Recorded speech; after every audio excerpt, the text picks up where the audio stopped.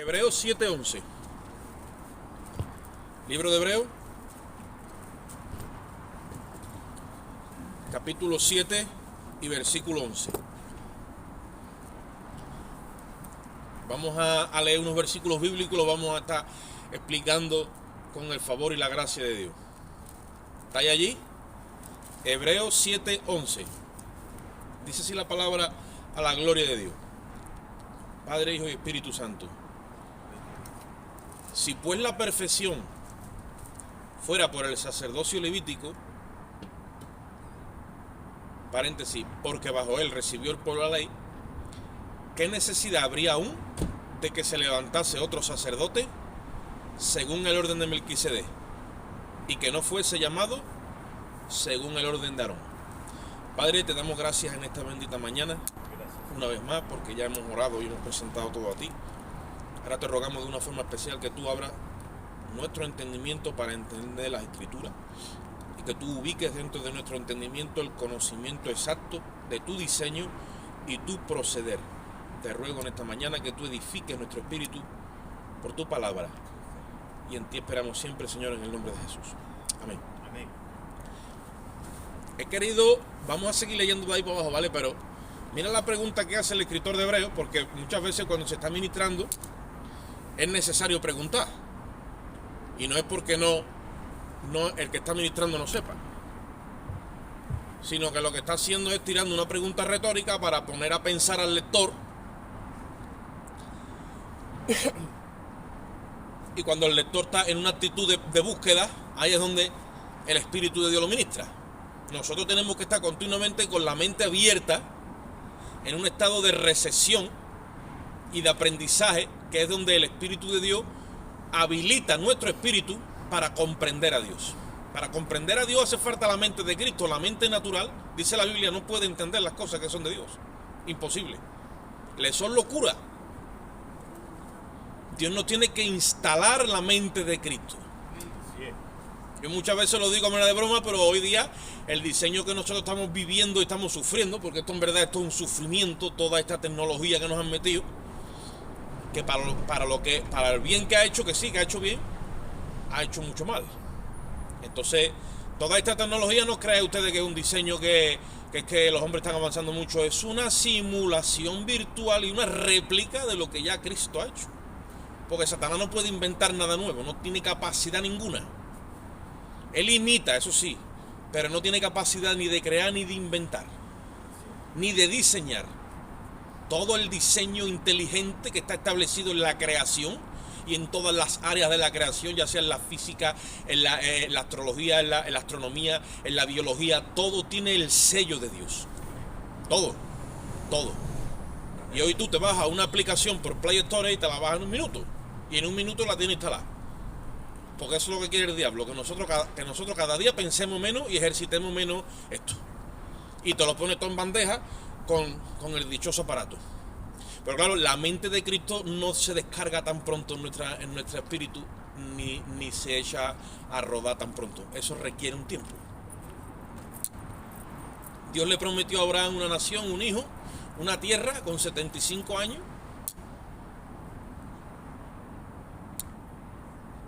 Con 100 años es que se apareció parte de la promesa, que vino Isaac, pero la tierra nunca la vio. Y hay un periodo de tiempo en la línea de espacio de la vida de Abraham donde se cogió otra vida prácticamente para entender el diseño de Dios en la mentalidad de Cristo. Entonces el escritor de Hebreos está hablando a los hebreos, les está diciendo: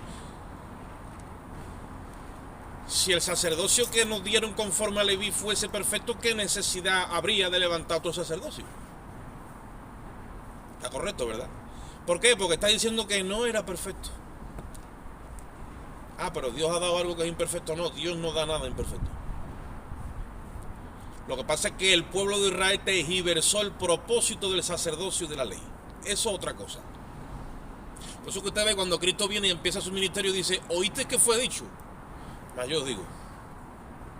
Y oíste que fue dicho y después dice: pero yo os digo. ¿Por qué? Porque oísteis que yo dije. Pero como eso ha venido rodando por abajo, la interpretación que ustedes tienen hoy día de lo que yo dije está totalmente errada. Así que oísteis que yo dije, pero ahora lo voy a escuchar de primera mano. Esto fue lo que yo dije. Porque ustedes oísteis que yo dije que había que amar al hermano para aborrecer al enemigo. Y yo te voy a decir lo que yo dije. Hay que amar a los hermanos, a los amigos y a los enemigos. Alábalo si puede ahora. A los enemigos también. Eso es muy difícil, claro. Lo imposible para el hombre es posible para Dios. El amor de Cristo, cuando se descarga en nuestro espíritu, porque dice Romanos capítulo 5 versículo 4 que el amor de Dios ha sido derramado en nuestros corazones por el Espíritu Santo que nos ha sido dado. Con ese amor sí que podemos amar a nuestros enemigos. Pero claro, ese amor cuando cae en este odre, ahora hay que estar velando, porque la vida cristiana no es un huevo que se echa a freír. Esto es que está todos los días al pie del cañón, velando y viviendo, andando en el Espíritu. Ahí es donde ese amor se empieza a desarrollar en nosotros. Pero hay que cuidar que el odre que contiene ese amor que ha sido descargado se mantenga limpio. Por eso es que Pablo dice a Timoteo, el propósito de este mandamiento es el amor nacido de corazón limpio, dice. De conciencia buena y fe no fingida. Cuando el amor descienda en corazón.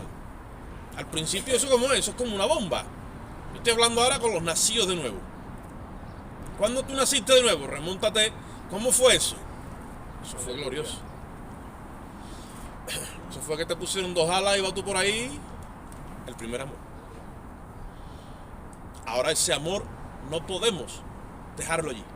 Ese amor se tiene que desarrollar y madurar en el corazón del creyente hasta que la mente de Cristo es descargada. Y cuando la mente de Cristo es descargada en el corazón del nuevo convertido, digamos, y eso coge cuerpo, entonces el cristiano llega a ser un hombre nuevo. Se llama el nuevo hombre según Dios.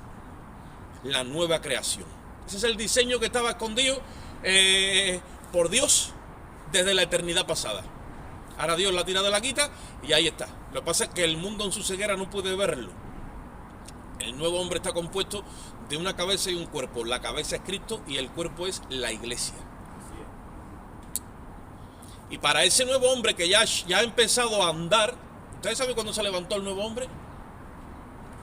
Cuando Jesús resucitó de entre los muertos. Ahí está la base de la fe cristiana. Le dije el otro día a una persona, ¿en qué está basada tu fe? No me vaya a responder a la ligera. Párate, dale al buscador y dime algo coherente. Me dijo, mi fe está basada en la muerte y resurrección de Jesucristo. Digo, eso es. Ese es el sello principal y el copyright, el chasis y el cimiento del cristiano. Que Cristo ha resucitado de entre los muertos. ¿Estamos claros? Dice el apóstol Pablo, si Cristo no resucitó, vana es nuestra fe. Por eso yo cuando me enfrento al budista y me enfrento al del Islam y me enfrento al otro, digo, pero ¿dónde está Buda? ¿Y dónde está el otro? Allí cogiendo jaramago. Pero Cristo no. Se ha levantado entre los muertos. Testificó de que Él era el enviado de Dios. Jesucristo es el enviado de Dios. Hay muchos dicen el ungido. No, el ungido de los ungidos. La palabra ungido es eso, el enviado, el untado, el derramado. Él es el que Dios ha enviado. A mí también Dios me ha enviado y a mí también. ¿Tú quieres demostrar que Dios te ha enviado? Sí, porque Jesucristo dijo, como el Padre me envió, porque Jesucristo fue enviado del Padre. Así yo os envío a vosotros, Dios. A nosotros nos envía Cristo. Ese es el apostolado genuino. Que muchos quieren ahora colocarse. El apostolado no es un título, hermano. Es un don ministerial y servicial. ¿Usted es apóstol? Sí. Pues ponga el cimiento y quítate, como dice uno, quítate la corbata y empieza a funcionar. Que se te vean las manos llenas de padrastros levantados. Alabados a Dios. Es broma. Si pues el sacerdocio levítico fuese perfecto, ¿por qué entonces Dios ha traído otro sacerdocio? Es que ahí estamos. Dice en el versículo 11, si la perfección fuera por el sacerdocio, no habría necesidad de que hubiese levantado Dios otro sacerdote. Según Melquisedec. ¿Sabéis lo que significa según Melquisedec? O sea, es un orden diferente al sacerdocio levítico. Y hubo un hombre en el pueblo, el tiempo de Abraham, que fue Melquisedec. Que si nos metemos, pues, sin genealogía, un hombre que ministraba. Era un juez y también era un sacerdote. La Biblia nos enseña que el ministerio de Cristo está expandido por todas las páginas, de Génesis hasta Apocalipsis. Nosotros como iglesia, si decimos que hemos entrado al nuevo pacto y que pertenecemos a Cristo, tenemos otro sacerdocio que no tiene nada que ver ni con Aarón ni con Leví. Y precisamente de eso trata la epístola a los hebreos. La epístola a los hebreos prioritariamente, aunque nosotros no somos hebreos casi ninguno de sangre, somos gentiles convertidos a Cristo por medio de la fe a través del anuncio del evangelio, la epístola a los hebreos va prioritariamente dirigida a ellos. ¿Por qué? Porque es para sacarlos a ellos en todo ese embolado en el que estaban en el judaísmo. Acordaros de una cosa: una mala interpretación de la Torá ha parido judaísmo, porque se ha interpretado mal la intención que Dios tenía. Una mala interpretación del evangelio ha parido cristianismo, porque el diseño de Dios no era cristianismo, era vivir en el reino. Un pueblo gobernado por el Espíritu no tiene que venir ningún juez, ningún político, ni nadie a enseñarle lo que tiene que hacer, porque todos conocen lo que tienen que hacer. Eso es un milagro, claro. Ese milagro tiene nombre y apellido, se llama la Iglesia Gloriosa de Jesucristo. Lo que pasa es que en el orden funcional y en el orden de experiencia algo está fallando, porque la iglesia no está viviendo en ese reino. Está como en el cristianismo. Entonces, que ha tenido una mala interpretación del evangelio. Y en eso es lo que yo quiero que nosotros meditemos en esta mañana. ¿Cuál es uno de los factores que ha fallado? Que se ha fijado en el orden de Aarón en cuanto al sacerdocio y no conoce apenas nada de lo que tiene que ver con el sacerdocio de Melquisedec, que es el de Cristo. Y dice ahí, en el versículo 12, porque cambiado el sacerdocio, necesario es que haya también cambio de ley. Voy a coger la fulota. Si hay cambio de sacerdocio, ¿qué pasa? Cambio de ley. ¿O no? Ahí lo dice. ¿Qué ley es la que gobierna el pueblo ahora? Porque antes era Shabbat, ¿no? Los diezmos, fíjate, eso era vida o muerte. El día de reposo, las fiestas del Eterno, los sacrificios, los holocaustos, las ofrendas. Y eso era ahí todo el día, ¿eh? Sacrificio, ofrenda y holocausto. Buscando pecado por todos lados. Y la obsesión era, que caemos en pecado, que caemos en pecado. ¿Y cómo es posible que muchos colectivos cristianos en los días de hoy tengan la mente todavía con esa retahíla? Oiga el diezmo, oiga esto, oiga lo otro, oiga, caen en pecado. Porque tienen la mente de Aarón, tienen el sacerdocio levítico y tienen la mala interpretación de la Torá. Yo no digo que no haya que tratar con el pecado, yo no digo que no haya que tratar esas cosas, pero el sacerdocio de Melquisedec es más grande que el de Aarón. Viene de una justicia superior, una justicia que nadie puede ganar por sus propios méritos. La Biblia dice que bajo las obras de la ley ningún ser humano se puede justificar delante de la presencia de Dios. O sea, que aunque tú cumplas con el Shabbat, con que tú cumplas con la ley del diezmo, con que tú cumplas con todo lo que había de cumplir, no te puedes justificar, porque no hay ser humano que pueda estar a la altura de la ley de Dios. Porque ellos no entendieron la sustancia de la ley. La ley por fuera era todo ceremonia y ordenanzas, basado, como dice la Biblia, en abluciones de comidas y de bebidas, pero ellos no podían entender la sustancia porque todo el tiempo estaban mirando la sombra.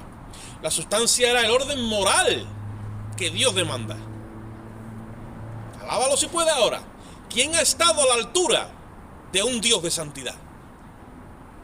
¿Y quién está humanamente a la altura de un Dios de santidad? Pues todavía anda por ahí gente diciendo sin santidad no debe el Señor y te señalan así, ¿sabes?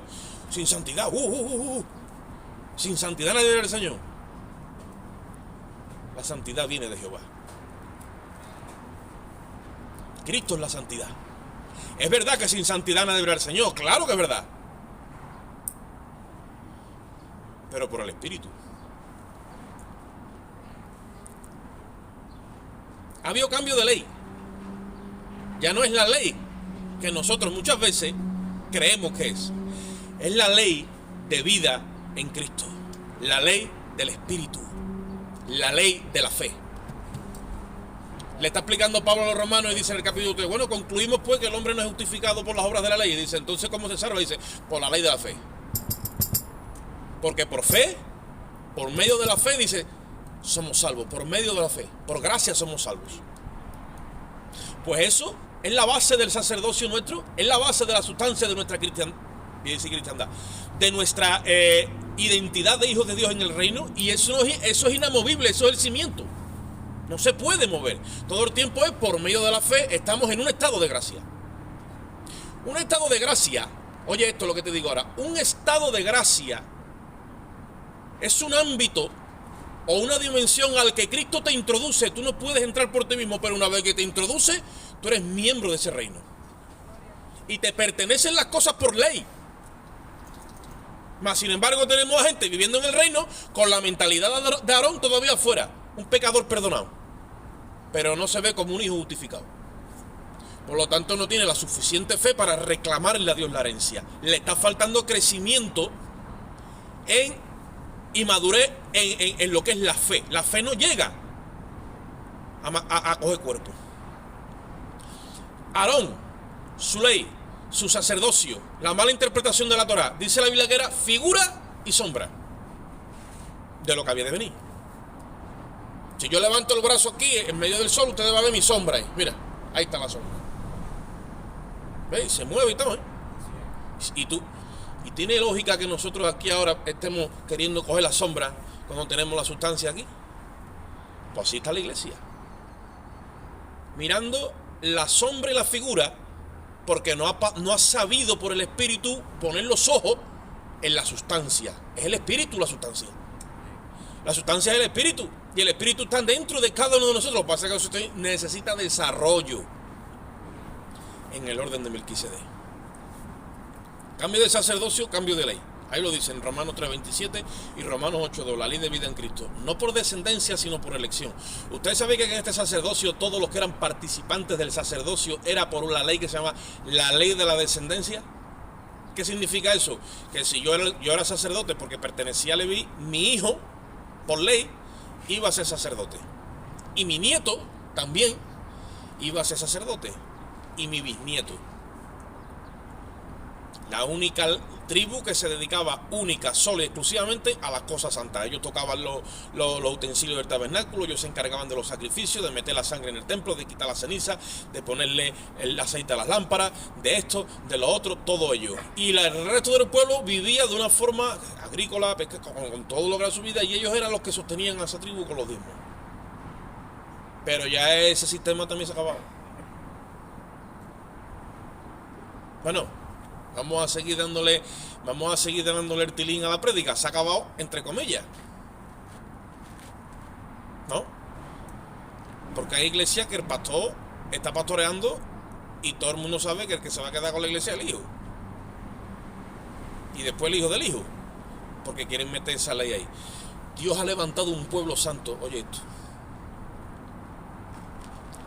que no era conforme a la descendencia, era conforme a la elección.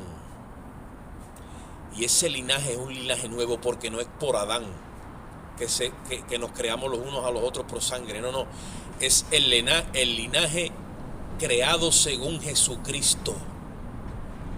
Por eso dice la Biblia que nosotros somos nación santa, nación de reyes, dice, pueblo adquirido por Dios, para anunciar las virtudes de aquel que nos llamó de las tinieblas a su luz admirable. Ese pueblo que no es por descendencia ni linaje de sangre, ese pueblo está ahora mismo ahí sentado mirándome a mí a los ojos.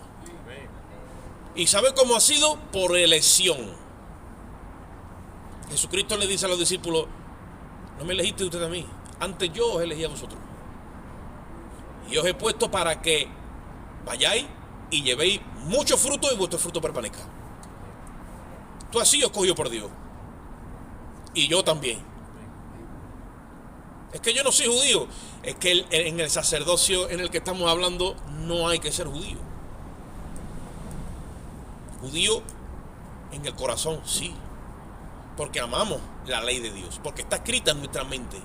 Porque se está cumpliendo lo que Dios le dijo antes de que Cristo viniese a todo el pueblo de Israel, a todos los profetas. Llegará el día donde yo ya no me acordaré de vuestros pecados. ¿Qué le estaba diciendo? Se van a acabar los sacrificios, porque cada vez que se celebra un sacrificio es que Dios tenía el pecado en la memoria. Entonces, ¿para qué celebraban el sacrificio? Para borrar pecado. Dice, pero llegará el día que no me acordaré más de vuestros pecados, porque yo escribiré mi ley en vuestra mente y vuestros corazones, y entonces ustedes me van a servir a mí. Y yo seré vuestro Dios y ustedes seréis mi pueblo. Ese día ha llegado. Bueno, supuestamente hace 2000 años que ese día ha llegado, y tenemos entonces que tener 20 siglos de aventajamiento. Y entonces, ¿cómo estaría el pueblo? Supuestamente hubiéramos conquistado la tierra. Habríamos llenado la tierra entera del conocimiento de Dios. Seríamos un pueblo modelo, donde todo el mundo nos miraría y diría: mira esa gente, sin gobernante, sin político, sin médico, sin tantas historias. Y ahí los tiene. Su Dios está con ellos y están bendecidos. Se enferman y Dios los sana. Tienen una sabiduría y un poder tan grande que cuando hay problemas lo solucionan los sabios del pueblo. ¿Cómo lo hacen? Con el perdón. Ese es el orden de Melquisedec. Eso va a pasar cuando Cristo venga, pero la iglesia ya tendría que estar desarrollándolo en el ámbito espiritual. Y tristemente no lo estamos haciendo. No hemos podido. ¿Qué dice Cristo? Dice: perdonaos los unos a vosotros. ¿Cómo dice? Como yo os perdoné.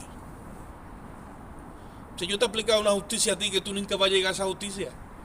Si yo le tuve que decir a los fariseos y a mis discípulos: si vuestra justicia no fuese superior que la que practican esta gente, no vaya a entrar tampoco ustedes. Hemos recibido una justicia superior, viene de la misma cruz. Esa justicia, hermano, está basada en que Cristo se presenta en la sala de juicio delante del Padre y le dice al Padre: el pecado de todos ellos yo lo he cometido, yo soy responsable, échamelo a mí. Y con esta gente, ¿qué es lo que hago? Déjalo ir libre. ¿Quiere una justicia más limpia, más pura, donde haya más amor envuelto que en esa justicia? Esa es la justicia que tiene que practicar la iglesia. Y todavía estamos acordándonos de lo que me dijo, y de lo que me hizo, y del otro, y del de la moto. Te tiene que renovar cada día.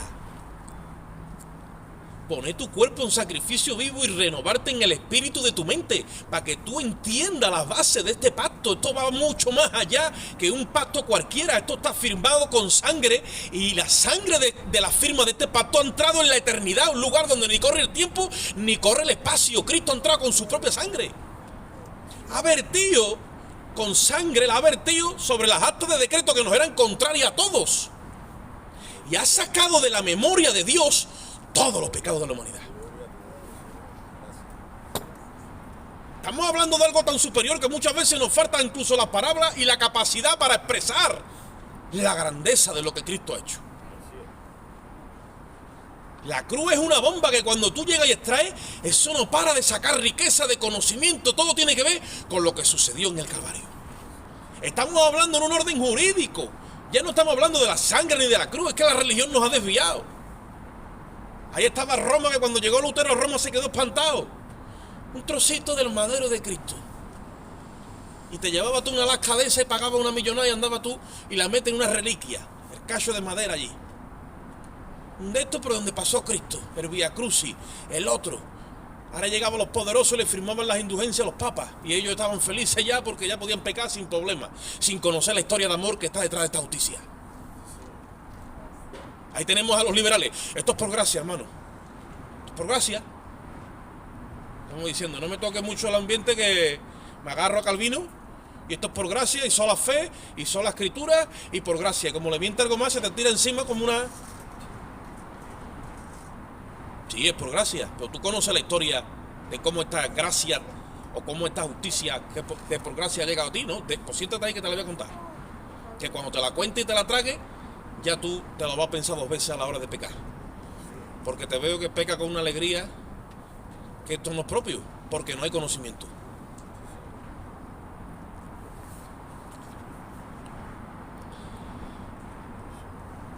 ¿Tiene que ver el sacerdocio que tenemos con llevar a la gente a Cristo y traerlo? Claro que sí. Y hacer uso de esa sangre que esa sangre ya no está en Jerusalén, que allí no está, que la sangre ha entrado arriba. La Biblia dice que Cristo traspasó los cielos y entró en un santuario terrenal. Dice, no, entró en el celestial. Y dice que no entró con sangre de toros y de machos cabríos, entró con la suya propia. Esa sangre está viva en el lugar de gloria. Y cada vez que el Padre la mira, testifica en favor nuestra. Por eso dice los hombres, por eso dice la palabra, que en 1 Timoteo 2:5 que hay un solo Dios, número 1, y un solo mediador entre Dios y los hombres. ¿Quién dice qué? Jesucristo, hombre, porque está sentado a la diestra de Dios como hombre.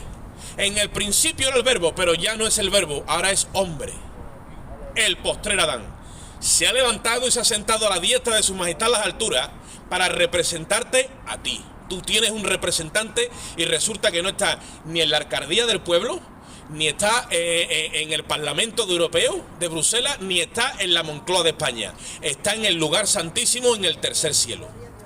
Se llama Jesucristo el Señor.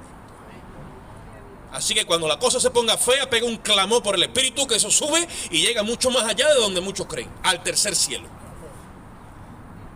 Y no rellene tantas instancias delante de los hombres, que la única instancia que es eficaz es la que va a impregnar por el Espíritu, porque tú le recuerdas a Dios lo que Cristo hizo en el Calvario. Y esa solicitud llega a donde tiene que llegar.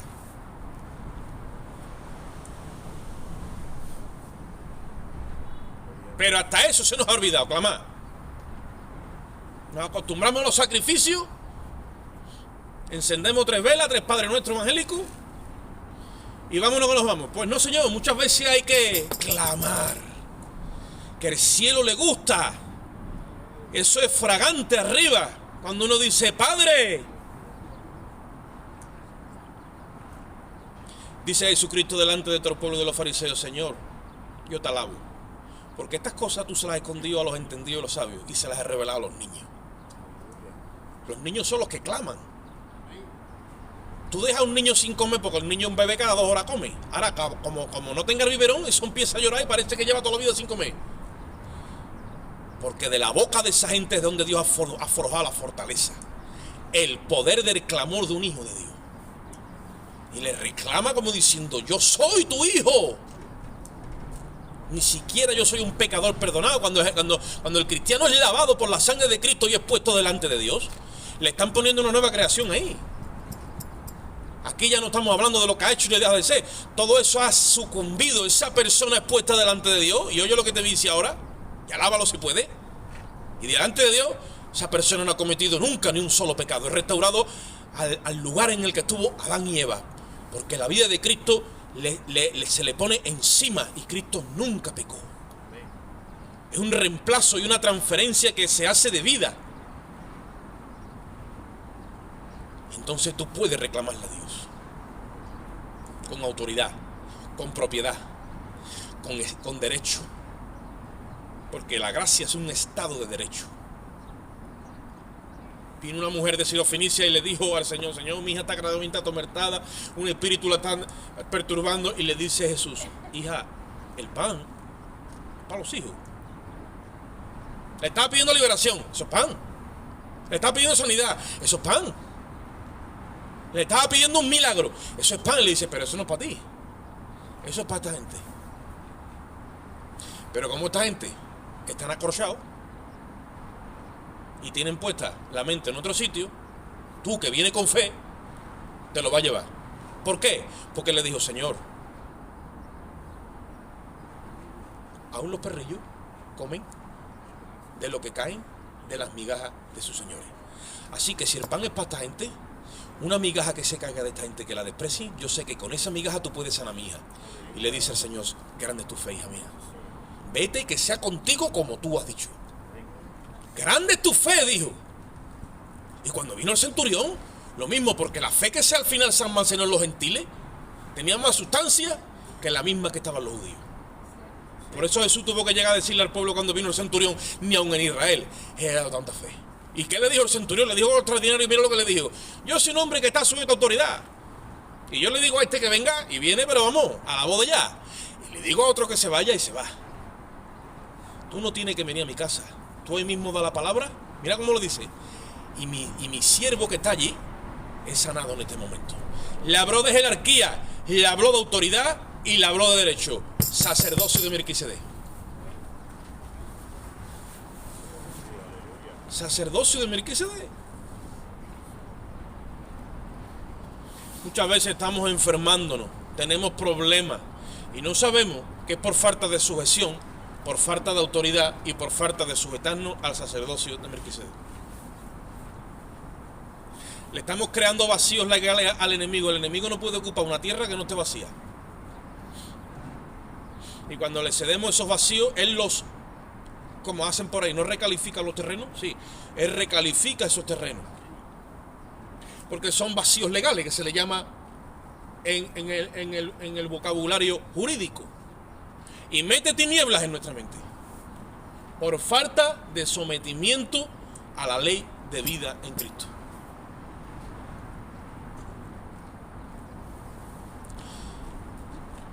Versículo 14, porque manifiesto es que nuestro Señor vino de la tribu de Judá, de la cual nada habló Moisés en lo tocante al sacerdocio. ¿Por qué? Porque la tribu de Judá no estaba destinada a tratar con temas de sangre, de animales y de expiación. Estaba destinada a reinar, gobernar, esparcir sabiduría, capacidad, entendimiento para que hubiera un ambiente de armonía, de paz y de justicia en el pueblo. Eso lo tenía la tribu de Judá, que es de donde viene David, tipo de Cristo. Pues la iglesia aglutina los dos ministerios en uno. Por eso Melquisedec es rey de justicia y rey de paz. Acordaros que Cristo tiene la triple corona. Él es el profeta por excelencia y ejecutó su ministerio profético cuando vino en carne. ¿Qué es hacer el ministerio profético? Lleva las cosas a su lugar correcto en cuanto a su sentido, interpretación e intención. Por eso Cristo corrigió toda la Torá y la llevó a su significado correcto para que ellos entendieran la voluntad de Dios. Ese es el ministerio profético. Y Cristo lo ejecutó. Segundo ministerio, ¿cuál es? El que Cristo está haciendo ahora mismito. Jesucristo está sentado a la diestra del Padre como ¿qué? Como sacerdote. Sumo sacerdote, según el orden de Melquisedec. Está intercediendo por todos y cada uno de nosotros. Y vive para siempre. Jesucristo ya nunca va a morir. Como hombre, se ha levantado entre los muertos. Y dice la Biblia que tiene una vida indestructible. El sacerdocio levítico, cuando morían uno, tenían que reemplazarlo, preparar otro para que ejerciera. Y dice, y nunca podía estar, ¿por qué? Porque morían uno y tenía que entrar otro. Pero el sacerdocio de Cristo es inmutable, no se va a mover. ¿Por qué? Porque Cristo resucita entre los muertos y ya no muere más. Pero su línea de sacerdocio somos nosotros. Ahora te voy a hacer una pregunta. Sencillita. ¿Tú has resucitado entre los muertos?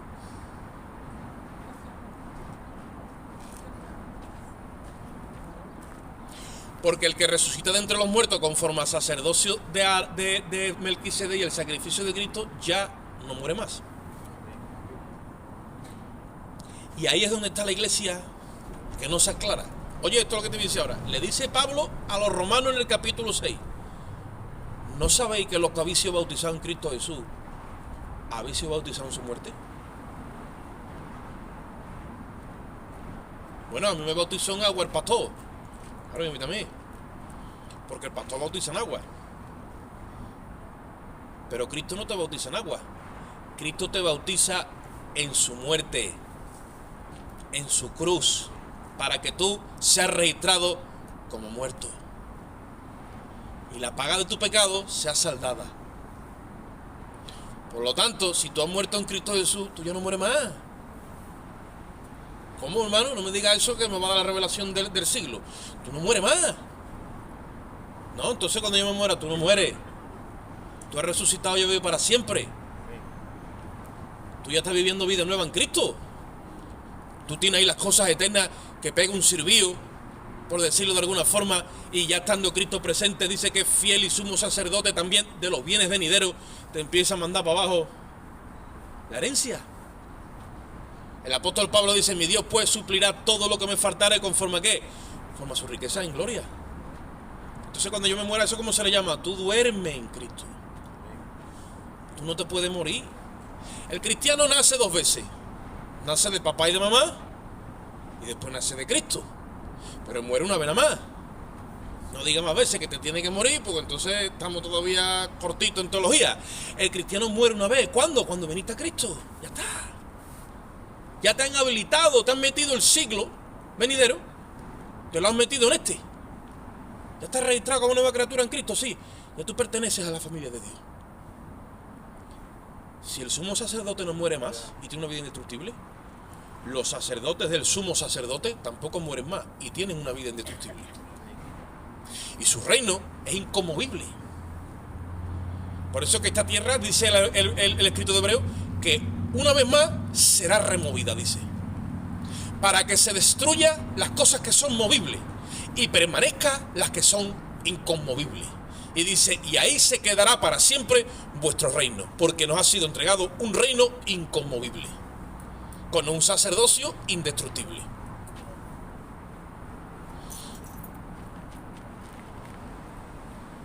Y eso tiene que ver con la tribu de Judá, que es la que está autorizada para tener la sabiduría de Cristo. Y esto dice: es manifiesto, versículo 15, que si a semejanza de Melquisedec se levanta otro sacerdote distinto, no constituido conforme a la ley del mandamiento acerca de la descendencia, sino según el poder de una vida indestructible. Cristo es el único que está autorizado por Dios para ser nombrado sumo sacerdote, porque ha sido el único ser humano que no se ha hallado en él falta alguna. La ley no tiene nada en contra de él. Por lo tanto, mira cómo está diseñado esto. El poder de la muerte es el pecado. La muerte viene porque los hombres pecan. ¿Sabéis eso, verdad? Romano dice que el pecado entró por un hombre, entró en el mundo por la muerte, por eso la muerte pasó a todos los hombres, porque todos pecaron. El poder que tiene el pecado, o sea, la muerte la sostiene el pecado. Si no, no tendría base. Pero la base del pecado, ¿cuál es? Es la ley. Muerte, pecado y ley. Nos aplica la ley, como todos hemos quebrantado la ley, no, somos pecadores, se nos instaura y se nos declara pecadores, y por cuanto somos pecadores, entonces la muerte nos lleva. Pero resulta que murió uno que se lo llevó la muerte, de otra paga que también se lo llevó, y cuando lo metieron allá abajo empezaron a buscar los registros y se dieron con la triste noticia para toda la jerarquía satánica y diabólica que nunca había pecado. Alabados a Dios. Y fue tentado en todo, dice. Pero ¿cómo puede ser que lo hemos tentado en todo y no ha pecado ni una vez? Búscate otra vez y pégate otro repaso. Y los demonios por allí.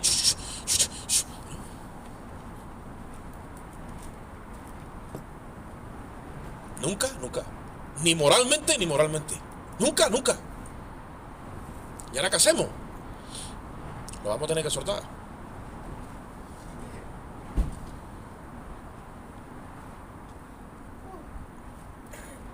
¿Entiende cómo va esto? Eso es jurídicamente el evangelio. Entonces, cuando se investigó, se probó y se corroboró que nunca había pecado, entonces la ley declara justo a Cristo. Justo a Cristo. El justo muere por lo injusto. Y ahora como la ley, que es lo que sostiene la muerte, lo declara justo, que hace la muerte. Dicen, este no hay pecado. El aguijón del pecado no. Y la muerte, ¿qué hace? Lo tiene que soltar. Al tercer día,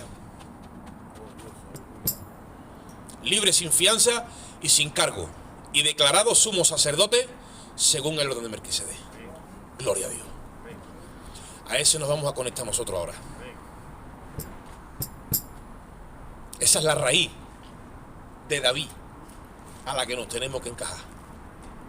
Si yo soy un pecador, tú encánchate ahí. Y empieza a mirarlo según el orden de Melquisedec. Porque si la raíz es santa, la masa es santa. Y si la masa es santa, todas las ramas que han sido injertadas en contra de la naturaleza también son santas. Y tú te empiezas a creer todo esto y te dices, bueno, tú créetelo y empieza a investigar, y empieza a meterte, y en un momento que tú no tienes que estar como Aarón buscando el pecado en tu mente, porque el pecado ya no forma parte de tu mente. Consideraos pues muertos al pecado, pero vivos para Dios. Y vuestros miembros ya no los presentáis al pecado como miembros de injusticia. Preséntalos a Dios como miembros de justicia. Y tú te empiezas a creer eso, y eso te empieza a renovar cada día la mente. Y cada día tú empiezas a ir, y llega un momento que la lucha que tú muchas veces traes por el pecado, porque estás mirando a Aarón, se va porque estás mirando a Cristo. Dice, hermano, ¿y tú cómo lo haces? ¿Tú cómo vences? Dice, no, es que yo no peleo contra esto. ¿Por qué? No sé, pero es que si no está en mi mente, yo ya no me concentro en esto. ¿Y qué es lo que está en tu mente? La obediencia a Dios por medio de la fe y del Espíritu. He sido habilitado. Ya no estoy con Moisés, que era todo el tiempo, no haga esto, no haga lo otro, que te he dicho que no. Todos los no, porque no había otra forma. No. Ahora he sido habilitado para obedecer y para hacer la obra de Dios. Y me dice el Señor, ve y haz, ve y di, ve y dale. Estoy habilitado por Dios. Por eso dice Santiago, el que sabe hacer lo bueno y no lo hace, no venga con historia, porque tiene el Espíritu de Cristo. Estamos habilitados 100% para hacer la voluntad de Dios. ¿Entendemos? Por eso que cuando fallamos, el Señor nos demanda que nos arrepintamos, porque tenemos el Espíritu de Cristo. Por eso que cuando fallamos, dice la Biblia que abogado tenemos para con el Padre. Le confesamos nuestro error y le tenemos que decir, Señor, perdóname porque estoy habilitado para hacer el bien. No lo he hecho porque no quería. Tiene que salir de nuestra mente el no puedo. El no puedo es para los judíos. El no quiero es para la iglesia. ¿Tú sabes por qué yo no lo he hecho? Porque no quiero.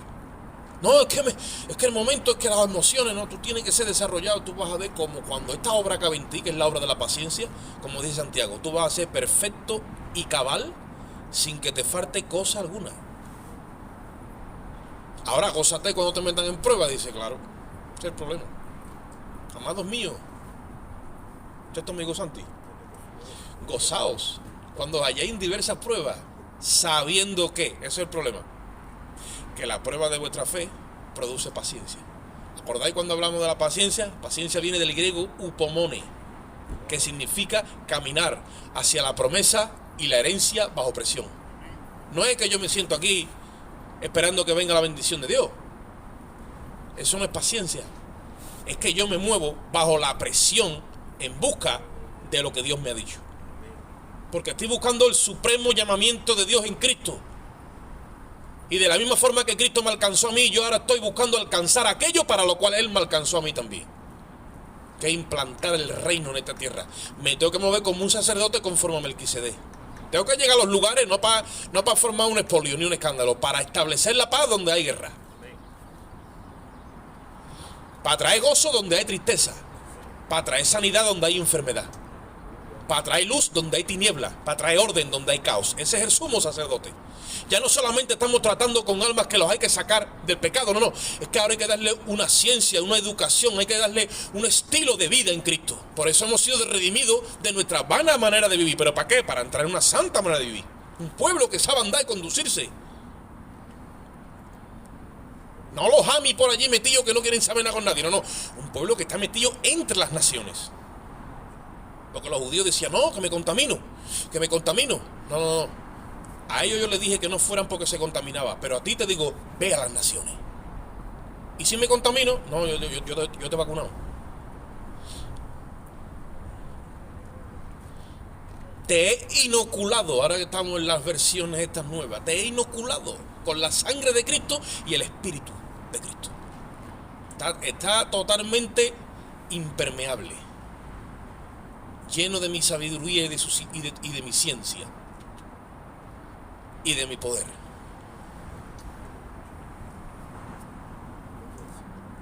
El sacerdocio de Cristo además está basado en vencer la muerte y el Hades. Por eso es que es el único que está cualificado. Cuando la muerte tuvo que soltarlo,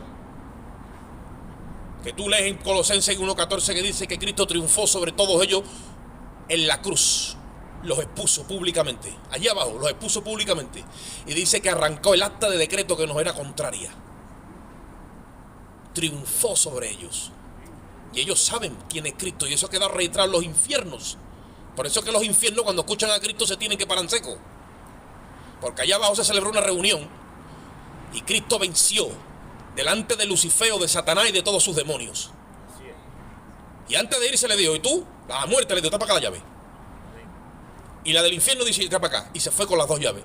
Y si tú vas a Apocalipsis te das cuenta que lo dice ahora. Dice: él tiene la llave del Hades y de la muerte. O sea, que el diablo, cuando quiere llevarse un alma de esta vida, tiene que decirle: ¿me lo llevo o no? Y Cristo ve con su mirada eterna, dice: este no va a creer en mí nunca. Bueno, y si a lo mejor es de los de Cristo y ha llegado el tiempo, pues también, pero le tiene que pedir permiso a él. Allá abajo no puede aparecer nadie sin el consentimiento de Cristo, porque Cristo tiene la llave del Hades y de la muerte. No se te olvide nunca, porque tú eres sacerdote puesto por Dios para dar ese conocimiento a los demás y practicarlo tú a ti mismo. Ya son muchas veces las que yo le tienen que decir a los hermanos: hermano, que no te va a morir. ¿Y tú qué sabes? Digo: si tú estás muerto ya en Cristo, a ti no te van a tocar ni un flequillo. Que te tiene que ir, bueno, lo que te va a ir un rato de descanso, a dormir un rato. Ya nos vemos luego. Pero la muerte no puede tocarte.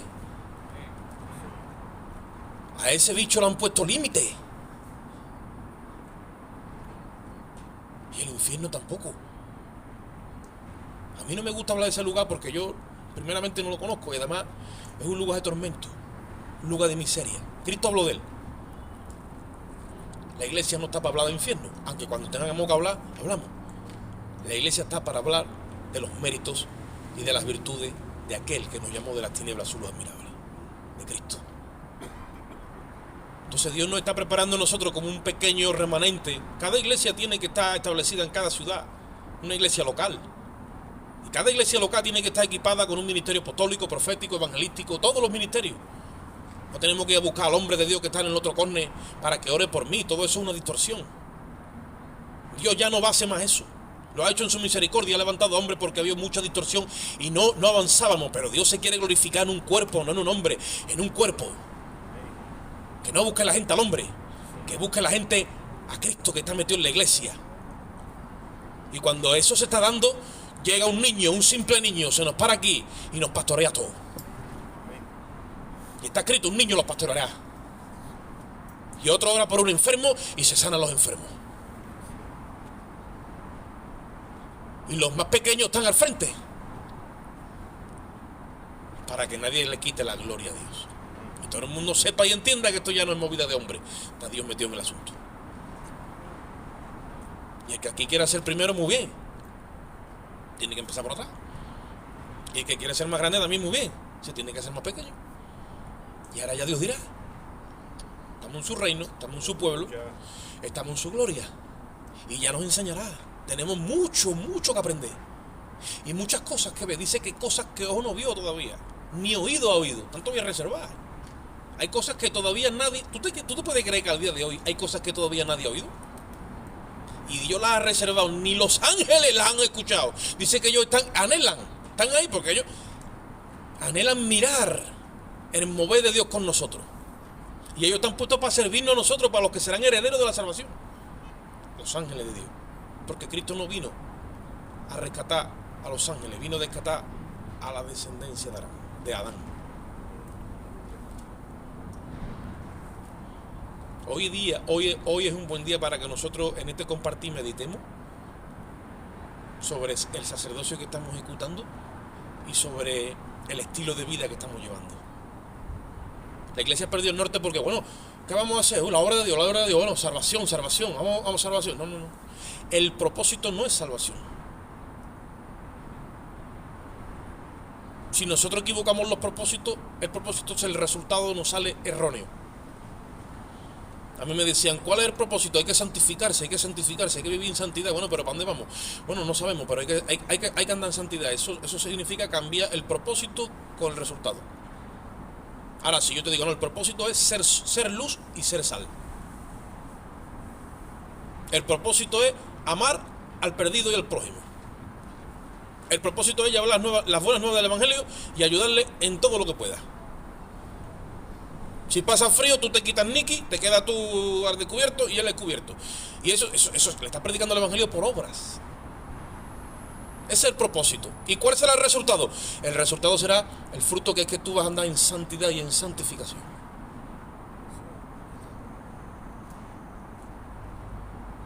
Y bueno, ¿y esto cuándo se acaba? Hasta que Cristo sea el todo y en todos. Hasta que la tierra sea llena del conocimiento de Jehová como las aguas llenan la mar. Entonces queda aquí trabajo, tela. Claro, si el Señor dijo que cuando oremos le pidamos que mande obrero a su mies, porque mucha es la mies y pocos son los obreros. Ahí estamos. Estamos en la universidad de Cristo. Tenemos que aprender esto bien por el Espíritu. Conocer las bases del pacto. El estilo de vida al cual Dios nos ha llamado. Andar en el señorío de Cristo. El respeto por los hermanos. El respeto hacia nuestro prójimo. El respeto en la familia. El respeto que el esposo le tiene que tener a la esposa y la esposa al esposo. El respeto hacia los hijos. Todo eso se ha perdido. Y esas son las bases del reino. Vamos a hacer una oración. Padre, te damos gracias en esta bendita hora, Señor. Te pedimos que tú, de una forma especial, penetres esta palabra en nuestra mente y en nuestro corazón. Hagas que esto detone dentro y alumbre de una forma sobrenatural nuestro entendimiento y llénanos de conocimiento vivo y no de información para poder ser ministros eficaces del nuevo pacto. Ayúdanos a salvar las almas perdidas y a educar al pueblo que ya ha sido salvo. Y podamos en esta hora, Dios mío, dar a conocer tus virtudes, Dios, para que tu gloria sea manifestada en esta tierra una vez más a través de tu iglesia. Te damos gracias y en ti esperamos. Salimos con tu amor, la gracia de Cristo y la comunión de tu Espíritu. Y el pueblo dice, amén. Salúdense los hermanos con alegría y con gozo. Gloria a Dios.